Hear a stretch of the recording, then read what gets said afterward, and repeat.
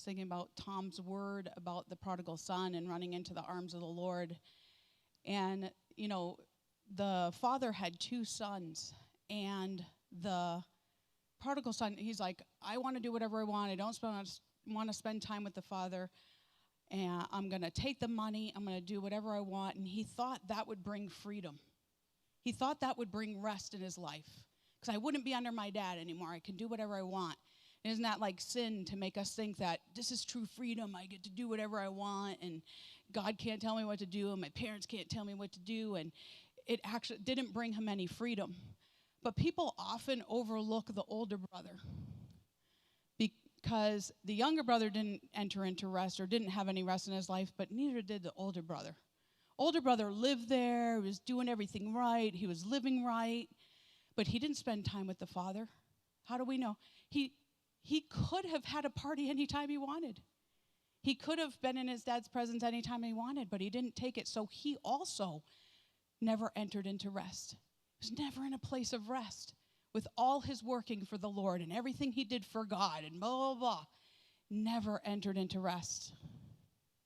So I don't know where you find yourself today, wanting to run and do whatever you want, running away from God, or you find yourself doing everything for God and still being weary. But I'm here to tell you today that you can enter into rest. You can enter into rest. So what words come to your mind when you think about rest? What picture, what comes to your mind when you hear the word rest? We're going to talk about rest today, but it's not sleep. And it's not even the rest that comes with self-care. Today we're going to be talking about God's rest. We're going to see where and with whom it originates, what it is, and how to enter it. So turn to Genesis 2, in the beginning. It's the first book of the Bible. Genesis 2.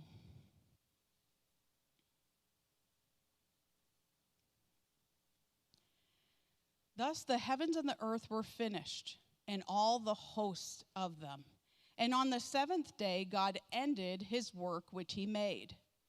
And he rested on the 7th day from all his work which he had made.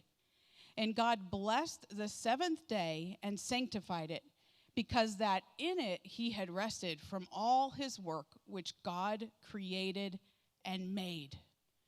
So did God create rest? Did God rest and it just was? Or did God end working and therefore rest was a result? Did God even need to rest? God need rest? So if you look up the word rested in the Strong's Concordance, or if you use blueletterbible.org, in the Brown Driver Briggs lexicon, rested means to cease, desist, and complete. In the Hebrew Chaldee lexicon, it means to rest, to keep a day of rest. But the primary idea of the word rest appears to be that of sitting down or sitting still. Sitting down or sitting still. The times that this word rested is used is of men when they cease from working, of land that's not tilled, and of a traveler abstaining from taking the journey. Rest. So God did not need to rest. For God, rest was ceasing from his work or completing his work. So he created in 6 days and then he ceased from his work. He completed his work. It also says that God blessed and sanctified the 7th day because he rested. So he blessed it and he sanctified it because he rested, because he stopped from working, because he completed what he was creating. To bless means to cause to prosper. So God blessed the living creatures, so he caused the creatures to prosper. God blessed male and female, so humankind was blessed to prosper. But God caused the 7th day to be blessed. It means that he caused the 7th day, when we're not doing anything, to prosper. How can it be prospering when I'm not doing anything? That doesn't work, especially in our North American brain. We got our tasks to do. The more we do, the better it is. We feel like we've completed something. So how can something that is nothing or seems to be nothing prosper? How does it prosper? To sanctify means to set apart, consecrate, and dedicate. So why was God setting that seventh day apart as sacred? Why was he dedicating that seventh day? Why was he consecrating it? And for whom was he setting that apart for? Who was he doing that for? Seventh day.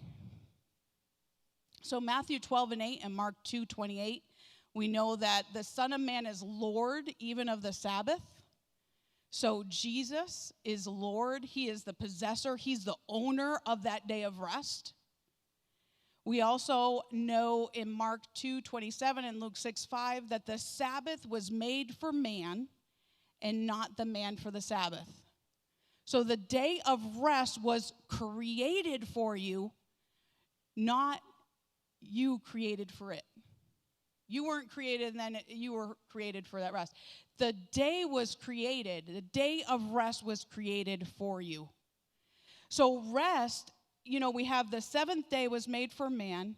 Abstaining from your work was made for man. And rest is a gift. So rest existed before the law. So before God put it in the 10 Commandments, before it became something, God had already blessed it, sanctified it, and gave it to you. God's last day after creation, so God spent 6 days creating, he ceased from his work. So God's last day was rest. But man's first day was rest. So God created man on the 6th day. He spent the day with them, named the animals, hung out with them. Eve was created. Day 6. The very next day, rest. A whole day. God stopped creating, so he just hung out with them all day. The first day for man was rest. The very first day. Then, on day 8, man began to work. Till the ground, take care of the garden. Great little homework assignment in case you're like, I want a project. Because, people do that. Take Genesis. So Genesis 1 is in chronological order. Genesis 2 is not in chronological order. Fit Genesis 2 into Genesis 1 and read it all together. It's just pretty cool because you'll have to decide where you want to put the making of the garden and all that. But you'll see in the order of what God made, how he formed it, but then the importance of this rest happening before man did anything at all. So was God pleased with Adam and Eve? Was he pleased with him? Yes. What had they done? Took a breath of air. Maybe. But nothing. God was already pleased. One, they were his creation. But he was already pleased with them, just being with them. They didn't have to do any work for God to be pleased with them. Was God upset with Adam and Eve for resting on the first day? Did he get upset because they weren't working, they weren't, in the garden, they weren't taking care of stuff? Did he, I'm so mad at you because, you're resting? No. He wasn't upset with them. He knew they needed it. God created rest for man. God created rest for us. But what is a day? What is a day? Look at Genesis 1. And we're just going to pick some verses looking at the last line. Genesis 1:5. And the evening and the morning were the first day. Verse 8. And the evening and the morning were the second day. Verse 13. And the evening and the morning were the third day. Verse 19. And the evening and the morning were the fourth day. Verse 23. And the evening and the morning were the fifth day. And verse 31, and the evening and the morning were the sixth day. What is a day? Evening and morning. We think our day starts when we wake up, but your day starts in the evening. So not only is that the time you rest, and then, yes, you actually sleep through the night, but on the Sabbath day, you continue resting for the day into the evening. Sunset to sunset. A lot of times we think, we can't wait. I can't wait till I'm done working so I can rest. Can't wait for the weekend. Can't wait till the evening. Can't wait for whatever. I can't wait until I can rest. But really, you should be resting and gaining the strength and then working. Then working after. Rest is not nothing or nothingness. Rest is a gift. God made rest for us. So the Sabbath was made for man, not the man for Sabbath. Rest is blessed and sanctified, and rest is connecting with God. And this is where it's different than just self-care type of rest. You can find a bunch of things on how to rest your body. You can find different things on how to rest your mind, your soul, your thoughts, your will, and emotions. You can find ways to rest in a certain place. But rest is for connecting with God. Rest involves time. Rest involves a place. And rest involves a state of mind. So with time, it's a 24-hour period, evening to evening, sunset to sunset. It's a time where you cease from working. It's where you rest your body in this 24-hour period. It is a place of abiding with God.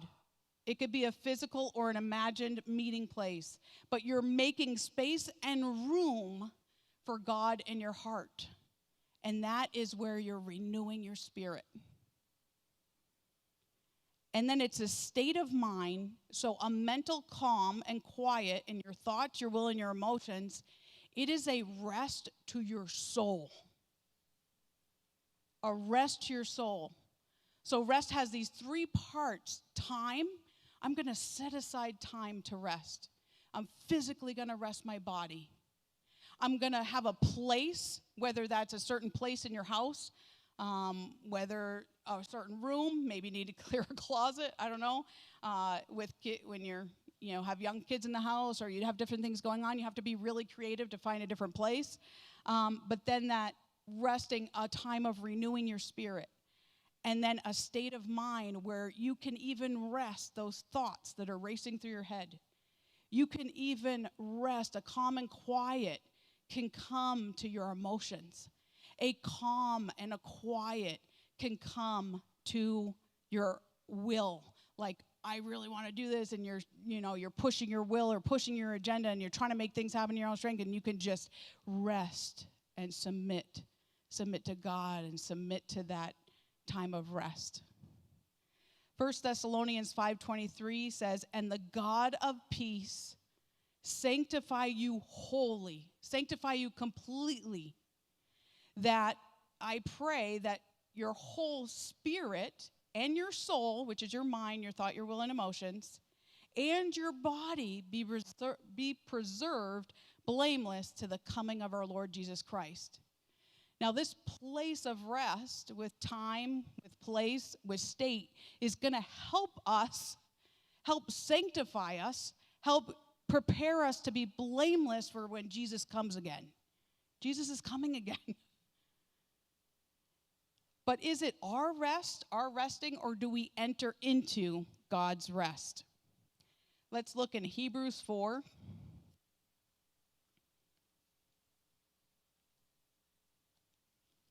Hebrews 4, 1-11. If you want to underline every time it says enter rest or entering rest, you can if it's not already all marked up. Hebrews 4, 1-11. "Let us therefore fear, lest a promise of being left to us of entering into his rest, any of you should seem to come short of it. For unto us was the gospel preached, as well as unto them," talking about the Israelites. "But the word preached did not profit them, not being mixed with faith in them that heard it. For we which have believed do enter into rest, as he said, as I have sworn in my wrath that they will enter into my rest, although the works were finished from the foundation of the world.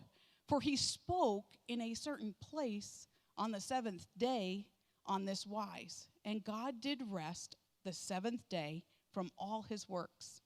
And in this place, again, if they shall enter into my rest, seeing therefore it remains that some must enter therein, and they to whom it was first preached entered not in because of unbelief. Again, he limits a certain day, saying in David, today, after so long a time, as it is said, today, if you will hear his voice, harden not your heart.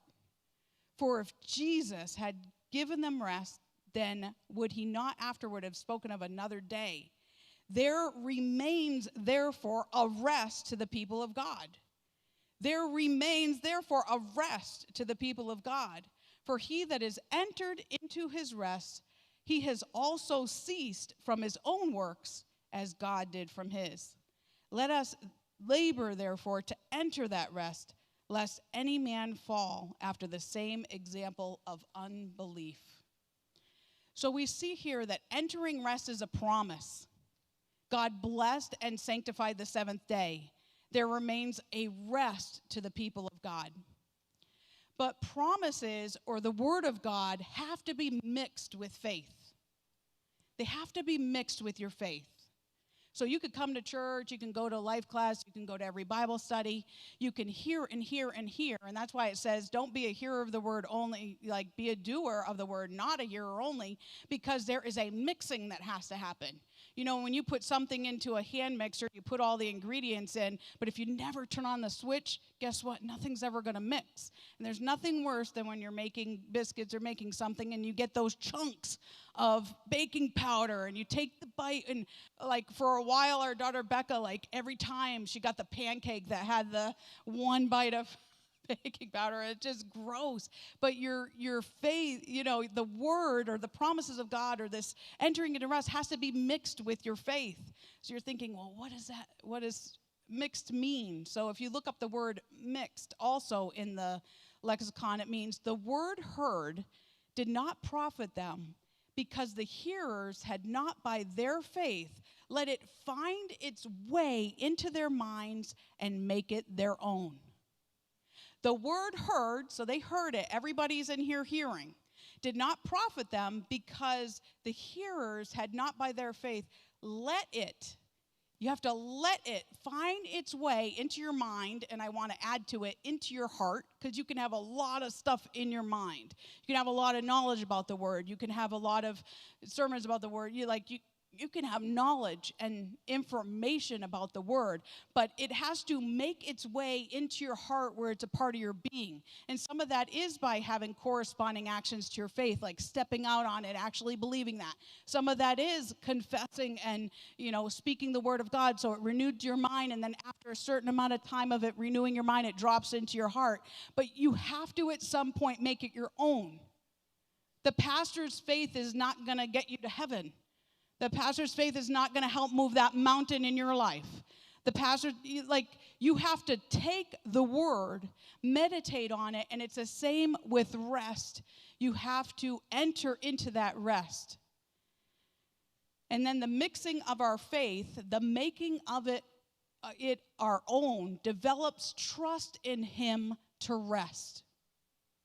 It develops that trust to rest. So entering rest is a promise for us. But that promise has to be mixed with faith. We actually have to enter rest in our life. We have to have a place of rest in our life. And then as we're making it our own, we're practicing this place of entering into his rest, then we trust him. And then from rest we trust, from trust we rest more. And it's like this cycle of trusting. Our trust is never to be put in a specific answer to a prayer or a person or a circumstance to change. I'll tell you right now, you will have a lot of faith blow-ups if you put it in exactly how God's going to answer it, when he's going to answer it, with whom he's going to answer it, in the form you want it, in the box, in the whatever. Your trust is not in that. Your trust is in him. So find out what the character of God is. I'm not believing for a job. I'm believing for this specific job. I'm believing for the provision of a job. God, you are my provider. I put my trust, I mix that faith, I make it my own that you are my provider, not whether I get the job or not. I put my trust in you paying that bill, providing my needs, but I don't put it in it happening in a certain way, like a special discount or somebody giving me money or somebody else paying it for me or extra time at work. Now, he could choose to work through those other ways. He could do it that way. But it's so slight when we start praying for something, it starts shifting from believing in God to believing in a certain thing. And that won't help us. So our trust always has to be in God and him alone. What did God say? Do I believe him? What are my corresponding actions that show I believe him? And can I enter rest and trust him with that? When we rest, so we set aside the time, we physically cease from our work, we create a place and a space for God in our heart, and enter that calm, quiet part of our mind, we develop trust. And when we trust him, we enter rest. And when we enter rest, we're demonstrating that we trust him. Again, just that cycle. The Israelites did not enter into that rest. Hebrews 4, 6, 7, and 11 we had saw. They didn't enter into rest because of unbelief, a hardened heart, and disobedience. If we go back to Hebrews 3, 8 to 10, we can see what the Holy Spirit was saying about the Israelites. When it says, harden not your hearts as in the provocation in the day of temptation in the wilderness, when your fathers tempted me, proved me, and saw my works 40 years.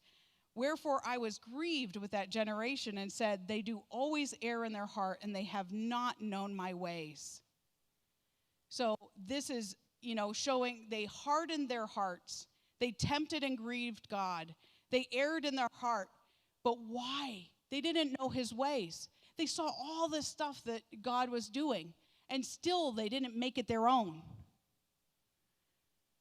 So I want to look at just one of the ways they didn't make it their own in Exodus 16. There's so many different things, but this one is tied to the Sabbath. So at this point, the Israelites, they had seen, the plagues. They experienced the Passover. They walked through the sea on dry land. And still, after receiving complete deliverance from slavery, like real slavery, hard labor, being whipped, having to work for completely other people, not having anything to your own, not being on your own. Even after all of that, they even saw bitter waters made sweet, and still, this is what happens. Exodus 16, 3 to 5. And the children of Israel said to Moses and Aaron, would to God that we had died by the hand of the Lord in the land of Egypt, when we sat by the flesh pots and we did eat the bread to the full. For you have brought us into the wilderness to kill this whole assembly with hunger. Then said the Lord to Moses, behold, I will rain bread from heaven for you, and the people shall go out and gather a certain rate for every day, that I may prove them whether they will walk in my law or no. And it shall come to pass that on the 6th day they shall prepare that which they bring in, and it will be twice as much as what they gathered daily. Even after everything they saw, they're like, I'm hungry. Where's God? I wish I was dead. I mean, that's a little extreme.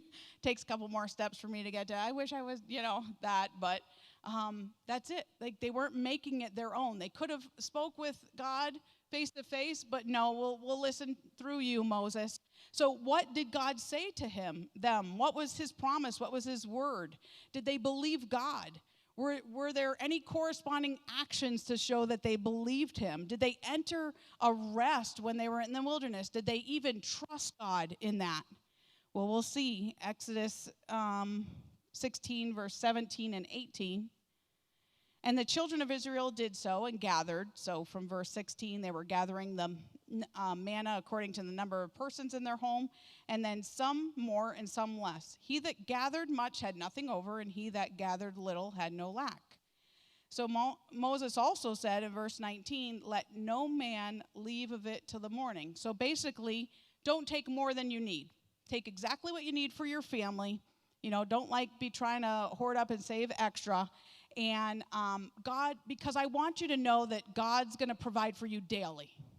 I want you to enter the rest of knowing all your needs are supplied. I want you to enter into the rest of knowing that whatever you need for that day, God will give you for that day. And what happened? Verse 20. They did not listen to Moses, but some of them left of it to the morning, and it bred worms and stank, and Moses was wroth with them. So some didn't believe. So on the 6th day, they gathered twice as much bread, baked it for the next day for the Sabbath. So this is where the Sabbath comes in. Already they're having a hard time entering rest. They're having a hard time believing God. And now it's like, okay, now there's going to be a day where it actually doesn't appear on the ground. So you're going to prepare the day before for that day of rest. And then Exodus 16, it's really 22 to 26, but I'm just going to read verse 26. 6 days will you gather it, but on the 7th, which is the Sabbath, in it there shall be none. So there's not going to be any manna. But God made the way for them to rest from their work. God made a way. But you don't know. I just have so much to do, and the next day I got this, and if I don't get this done this day, then that's going to put me behind for the other day, and you just don't know. God made and will still make a way for you to rest. God made and will still make a way for you to rest, to cease from your work on the 7th day. Verse 27. What, did they believe him yet? Then there went out some of the people on the 7th day to gather, and they found no manna. So they literally went out there looking for it. And guess what? It wasn't there because he already said you're going to go prepare it the day before so that you don't have to work. So what are you doing out there looking for work? Why are you out there trying to find more work? I created rest. I'm giving it to you as a gift. And yet you keep refusing it and refusing it and refusing it. I gave you rest. Why will you not enter into my rest? It's a gift. I gave it to you. If God ceased from his work, what makes we think we can get more done on that day that he told us to stop? What if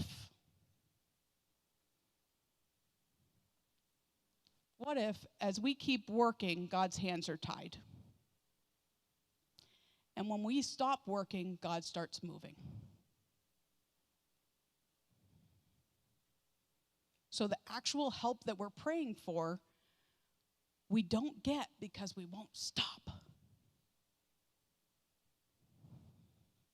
Just won't stop. Verse 28 to 30. And the Lord said to Moses, How long will you refuse to keep my commandments and my laws? See, for the Lord has given you the Sabbath. Therefore he gives you on the 6th day the bread of 2 days. Abide every man in his place. Let no man go out of his place on the 7th day. So the people rested on the 7th day. When we continue to work and work and work, just like that manna that we hold on to, our work is full of worms and it stinks. And we wonder why we can't get the solution to the problem. And we wonder why we can't seem to get a breakthrough. And because you actually need to rest your body. You actually need to rest your thoughts, your emotions, your will. You actually need to rest and be calm in spirit. You need that to get the answers that you seek. I think there were studies done on it actually increases productivity when you take longer breaks of work. In some other countries, they actually have more vacations built in. Other countries, they're thinking about going to a 4-day work week because actually resting makes you more productive. So the Holy Spirit said in Hebrews 3:8-10, we saw that the Israelites hardened their hearts, tempted and grieved God, didn't believe God, and disobeyed. And that's just, the manna and the Sabbath were just one of those ways. But the Israelites did not enter into rest. The word was preached to them, but it did not profit them because they did not mix it with faith. They did not take the faith of Abraham, Isaac, and Jacob and make it their own. They did not take the faith of Moses and make it their own. At any point, they could have had a personal relationship with God, heard from God for themselves, and they didn't. But if we go back to Hebrews 3, we're going to see the warning that the Spirit gives right after telling us about what the Israelites did not do. Hebrews 3:12-14. You know it's important when it says, take heed. Take heed, lest there be in any of you an evil heart of unbelief, in departing from the living God. And that could be departing like leaving and going, doing whatever you want on your own. And that could be still looking on the outside like you are serving him, but you've departed. You know what I mean? You know when you've departed. But exhort one another daily, today, lest any of you be hardened through the deceitfulness of sin, for we are made partakers of Christ if we hold the beginning of our confidence steadfast to the end. So what did God say to me? Do I believe him? What are my corresponding actions that show I believe him? Can I enter rest and trust him with that? God created rest, and it was made for us to stay connected to him, to remember our Creator, to know his ways, unlike the Israelites who didn't know his ways. So you might be thinking, what do you know? You don't know what I'm going through. You have no clue. I can't enter rest.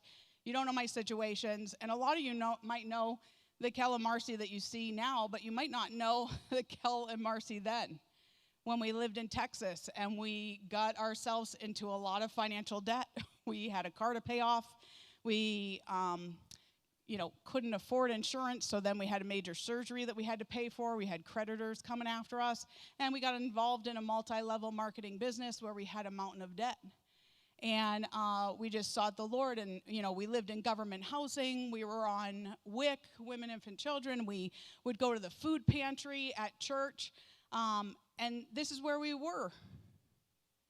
And we were having all sorts of wonderful things, happen at church. We were baptized in the Spirit and doing inner healings and deliverance, but our life was hard. It was hard to get by. It was hard to, trust in God and believe God and rest in God when you have all of that going on, if you don't know what you're going to eat. And I just remember, but God brought people to show us how to budget. And you know what? Slowly but surely, we got out of all that debt in maybe a year or 2 years.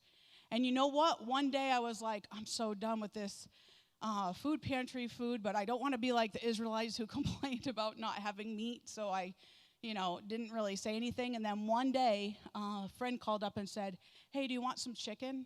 I took it out of the freezer and defrosted it, and I'm actually have other plans. I wonder if you want it. So food came right to my door. Like, I literally was like, I just want some meat.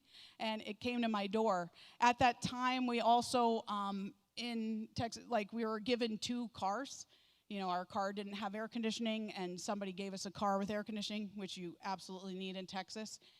So then God called us to move back to Connecticut. We moved to Connecticut. We had to live with Kel's parents for a little bit with 2 toddlers until we found a place to live. We're doing a rent-to-own situation, and we're believing God. We actually became part of a church where you start to confess the word, believe the word. So we were believing for this house by faith and ended up evicted. And we call it the dark night of the soul.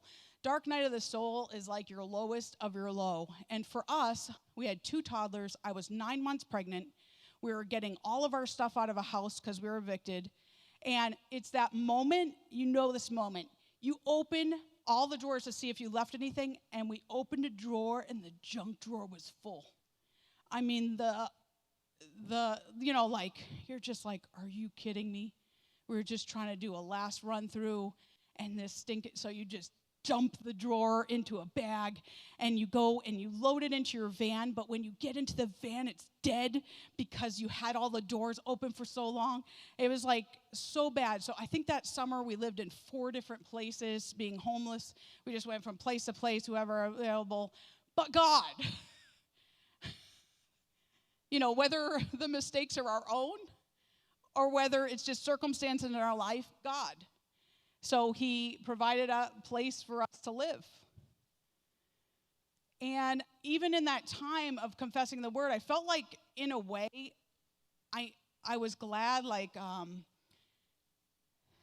those who believe in God must believe that he is, and he's a rewarder of those who diligently seek him. Faith pleases God. And so I felt like confessing the scripture was pleasing God, but I felt like at the same time I was losing my intimacy with God. Like there was a disconnect between doing what I knew to do in the word of God, but still trusting in him. And so all this was happening at that time of just, how am I going to believe him? How am I going to know? It was even in that time where I developed a huge sty in my eye, and I was believing for it to be healed. And I went to the doctor, and they said, oh, man, you waited too long. Now you're going to have surgery and blah, blah, blah, basically laughed in my face. And I remember that night going home, and I was just crying, and I was like, I just trust you, Lord. And when I went to go wash my makeup off, it literally just fell out of my eye. So you have this contrast of amazing things happening, in the spirit, but yet your whole world is collapsing at the same time. And it's just that time, am I going to believe? Am I going to believe God? One time, we were having work done on our house, and so the 2 girls were at school, and Becca was home with me, and I was pregnant with Jer. And I got really tired, so I put Becca down for a nap. But it was like an unusual tired. I was like, I know I'm tired because I'm pregnant. And I laid down, and it was like I just heard, get out. And I was like, what? Get out. And so I rolled out of bed, and I don't know how I knew, but I got Becca, and I went out on the front step. Well, apparently the guys that were doing work on our house, all the carbon monoxide was coming up. And if I had slept, I might not have woken up. And so I went outside, and then they're like, oh, yeah, one of our other guys went home for the day because he was sick. I'm like, well, don't you think you'd tell the pregnant lady and her kid, to get out of the house? Nope. So, things like that. There's stuff. There's just stuff that happens. We went to the emergency room and got oxygen, and then the firefighters were out to our house, checking the house to make sure it was okay to go back in. But these are the things, God watching out for us. We started a ministry in 2004 called Answer the Call Ministries. And after about 4 years of doing itinerant ministry, we were praying to the Lord, do we go into full-time ministry, or do we go on the mission field? We ended up going on the mission field. So you would think, yay, you're in God's will, everything's going to be so wonderful. Well, our home church went through a split while we were on the field, and we wanted to come back and talk with them, but we were basically kicked out. So we lost most of our support. We lost most of our friends, and when we came back to speak with them one-on-one, we weren't allowed to. That's what you're supposed to do in the Bible, is come speak to somebody. Then shortly after that, we got asked to leave the first ministry we were with, so we had 3 weeks to find a house somewhere to live and something to do with our family of 6. I thought it was maybe some kind of missionary initiation, all right, you got me, now you can come out, and who do you go to? A lot of ministries are bored, they just say, oh, that happened, pull you off the field. I don't even think I had enough money to get off the field. It wasn't an option, and we're like, God either called us or he didn't call us. And I think I've said this before, things going correct doesn't mean you're in the will of God, and things going not correct doesn't mean you're not in the will of God. That, you have to just know that you know what God's calling you to do. So how do you trust? At that moment, I didn't even want to minister ever again. It's Answer the Call ministry is about helping people answer the call of God in their life, and it's all about character. So if I'm being told my character is wrong, like I'm over. I'm not going to do this thing. Like that's the most important part. And if you're telling me I don't have the most important part, I don't want to do it. How do you trust God to move your family around, to provide everything you need? We slept with mattresses on the floor. We ate food off the on the floor. We had no table. But God, slowly and surely, like furniture would walk down the road. If you know about foreign countries, they just yell out when they're selling something. We'd buy that. And then little things like we weren't even planning on buying a couch, but we were in another town, probably an hour or 2 hours away. And we found something, and it was on sale, and we decided to get it. Well, that's great. We can get it in our truck, but we can't hold it down in our truck. We have no rope. Sure enough, another missionary comes out of the grocery store, and guess what they have? Rope. Like, I'm just telling you, like, things happen. Crappy things happen. Are you going to trust God? Are you going to be in a place of rest knowing that He's got it? Do you know that when I was driving to a ministry with 3 of my girls, and I thought the tire rolled off the car, and I just kind of rode it down the side of the road in the middle of nowhere, that it actually didn't even have the tire. It was on, what is that called, the rotor? It literally was just the rotor, which you're apparently not supposed to ride on. I don't even know where the tire went. It went, woo, down into the river, and I'm like, what in the world am I going to do? So I called Kel. He came there. We took his car to go. But I have a picture of my girls on the side of the road in a foreign country where we weren't safe. I mean, in man's standards, we weren't safe. Just like having a blast by the side of the road. Literally, the tire's gone. Whatever, pick up, go on. Childlike, not childish. Childlike. He's either got me or he doesn't got me. He either provides or he doesn't provide. He either heals or he doesn't heal. He either makes a way or he doesn't make a way. He is who he says he is or he's not. So how do we enter into these places of rest no matter what is going on? No matter what is going on, he provides and provides. Coming off the mission field, where are we going to go, Lord? He just said the States. You know the States is a really big place, right? Oh, can you be a little more specific? So we thought we were headed in one direction. We thought we were going to New York. We thought it was all set. And I'm kind of like, I need to know.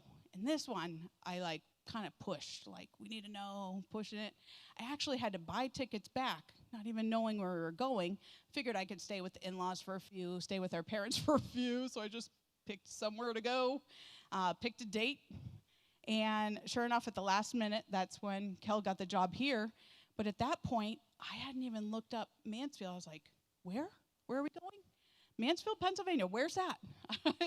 This whole time as he was searching for jobs, I was looking up places, California, Maine, and blah, blah, blah, and I had looked up, and I was like, I just give up looking. And then I was like, oh, where are we going? Where are we going? And we didn't have anything. We didn't have furniture. We didn't have anything. We slept on the floor here, ate on the floor here too. And coolest thing, a lady I knew from a long time ago said, my mom has a house full of furniture. Just come down and take whatever you want. So we literally gave away all our stuff, came back with the suitcases we had, and then went to this house. Well, people from the church went with us. We literally just loaded up stuff and put it in our house. But God, he's either going to provide or not. So, now you know that, Kel resigned in February. And, you kind of expect maybe by March, April, May, June, July, you'll know something. Nothing. So, guess what? God supplies a place that we can house it free of charge. Okay, I guess that's what's next. That's all I know. That's all I know is what's next. Now, my son's school bill is more than I make a month, and car repair is more than I make a month. So none of it makes any sense. But I can tell you, but God, even just, I can't even go through all the things, but just in the last month, I've gotten a $50 grocery card, a $50 gas card, I won another $100 gift card. We had help with car repairs. We do go to the food pantry. Do what you got to do in the time you got to do it. But this job that Kel just got has been going on for 4 months and 4 interviews. And whereas in the past I've pushed and wanted to know and try to make things happen, this is the first time I stopped and did nothing and watched God do all of it. I just watched God do all of it. So there's a state you can enter in the middle of everything going on to trust. Is it easy to trust? No. Is it easy to rest? No. Do I want to push and make things happen? Absolutely, yes. I would love to bring a steamroller and run it all over and make it happen. I've tried pushing. I've tried in my own strength. And hands down, rest is much better. The walk with God requires trust. Don't work to make things happen. Rest so God can make things happen. Rest is a gift. It was created for you. It's connecting with God. It's setting aside a certain time, a place, and making room for that calm and quiet to come over your mind. It's a promise. It has to be mixed with faith and trust God. Look at Hebrews 4:11. Because this almost seems like a little bit of a contradiction when it says, let us labor. Let us labor to enter in his rest. Well, don't rest, enter in rest. Let us therefore labor to enter into that rest, lest any man fall after the same example of unbelief.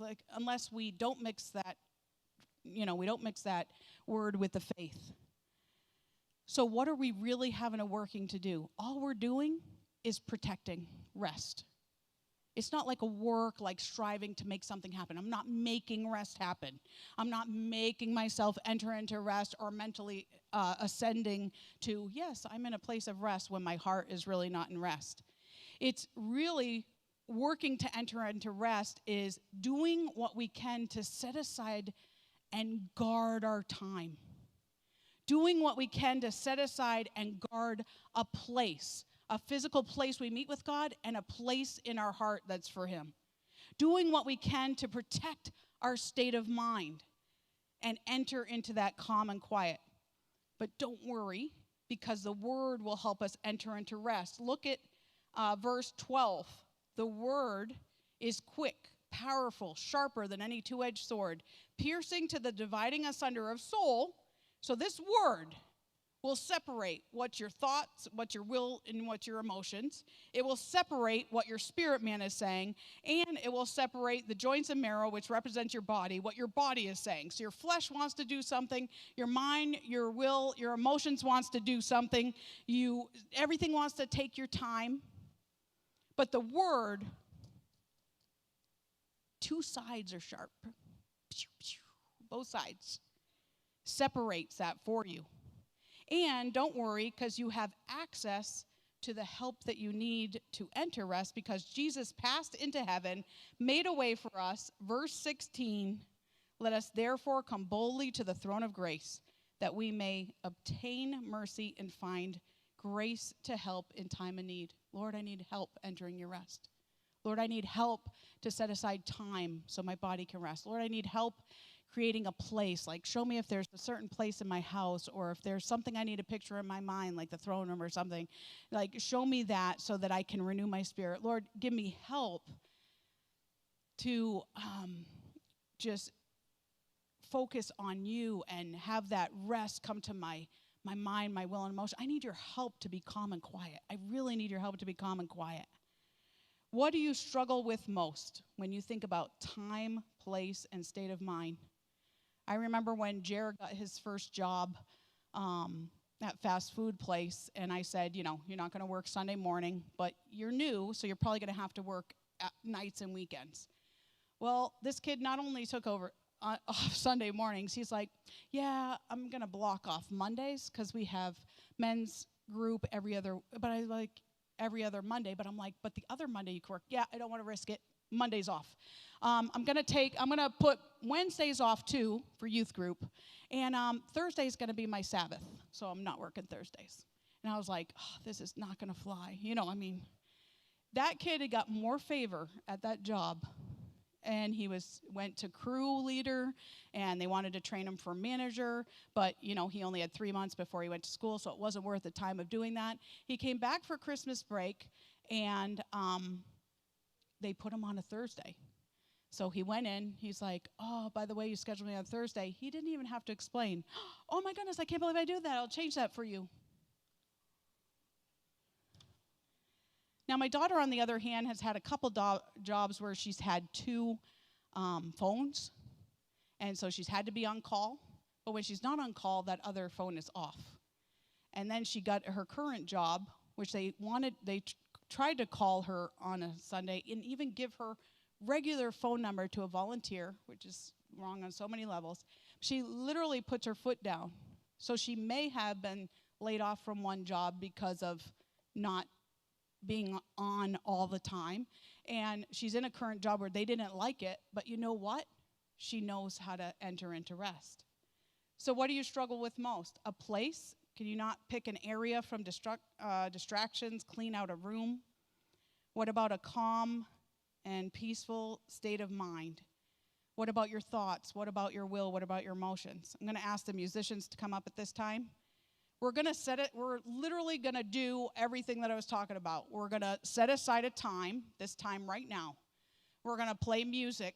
You pick the place. If you want to stay in the place you're at, if you want to move up to the front, if you want to move somewhere else, I suggest you turn off your phones. But you can choose. And it's actually not going to be that long, but you might feel like it's super long. You know what I mean? Just one of those things where it feels longer than it is. You're not going to do anything. You're not going to try to worship. You're not going to try to pray. You're not going to pray in tongues. You're not going to try to do anything. You're going to actually practice entering rest. So we've talked about it. We're going to practice it so that you can take what we practice with you. Matthew 11:28-30 says to come to me, this is Jesus talking, all of you that labor and are heavy laden, and I will give you rest. Take my yoke upon you and learn of me, for I am meek and lowly in heart, and you shall find rest to your souls. For my yoke is easy and my burden is light. Come to me. That's all I want you to do today, is come to God and to rest.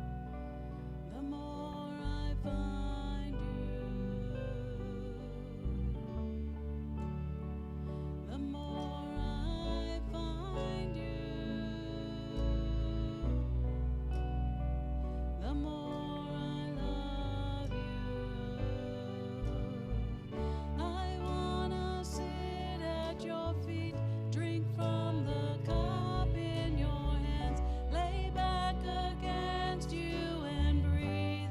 Feel your heart beat.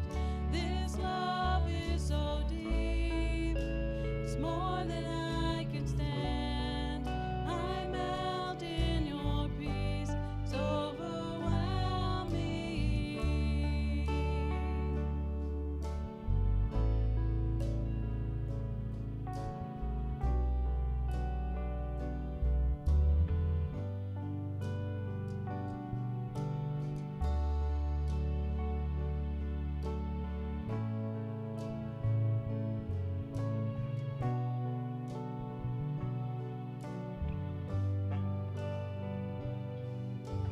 When my heart is overwhelmed, lead me to the rock that is higher than I. When my heart is overwhelmed, lead me to the rock that is higher than I. You have been a shelter for me and a strong tower from the enemy. You have been a shelter for me and a strong tower from the enemy. When my heart is overwhelmed, lead me to the rock that is higher than I.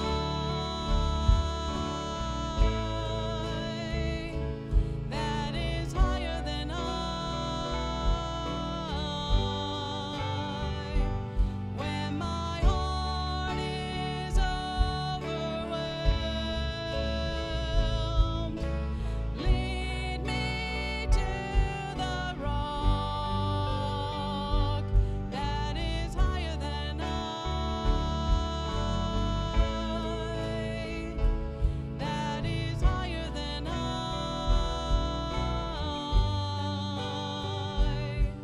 For you have been a shelter for me and a strong tower from the enemy. You have been a shelter for me and a strong tower from the enemy. When my heart is overwhelmed, lead me to the rock that is higher than I. That is higher than I. When my heart is overwhelmed, lead me to the rock that is higher